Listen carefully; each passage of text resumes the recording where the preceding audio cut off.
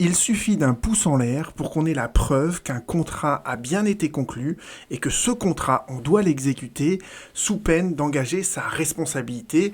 Je vais vous expliquer pourquoi. Alors, à l'heure actuelle, sur Twitter, il y a une news qui affole un peu tout le monde, dans laquelle vous voyez qu'il y a un agriculteur canadien qui a été condamné à payer 56 000 euros d'amende parce qu'il n'a pas honoré, il n'a pas exécuté un contrat. Et ce contrat, comment le juge a estimé que ce contrat a été formé? Tout simplement parce qu'à un moment donné de la discussion, l'agriculteur avait mis un pouce en l'air dans la discussion, ce qui montrait qu'il était d'accord pour la conclusion de ce contrat. La question qu'on peut se poser, c'est est-ce que c'est possible en droit français?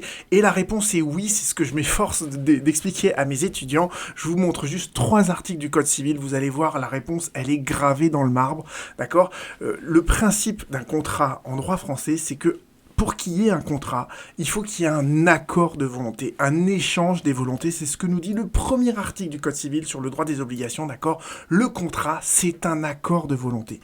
Alors après, il y a différents types de contrats, c'est ce que nous dit l'article 1109, et il nous dit qu'il y a 2 grandes catégories de contrats, les contrats consensuels et les contrats solennels. Le contrat solennel, c'est lorsque, en fait, il y a des formes déterminés qu'il faut remplir. Je vous donne un exemple très simple, c'est les contrats en fait pour lesquels on veut vraiment s'assurer que chacun comprend bien ce à quoi il s'engage. Donc quand vous achetez une maison, vous êtes obligé d'aller devant un notaire. Mais pour 90% de tous les autres contrats, on est sur ce qu'on appelle le contrat qui est consensuel.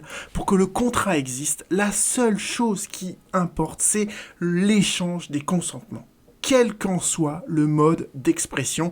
Et c'est rappelé à nouveau dans l'article 1113 qui vous dit que le contrat, il est formé par quoi? Par la rencontre d'une offre et d'une acceptation.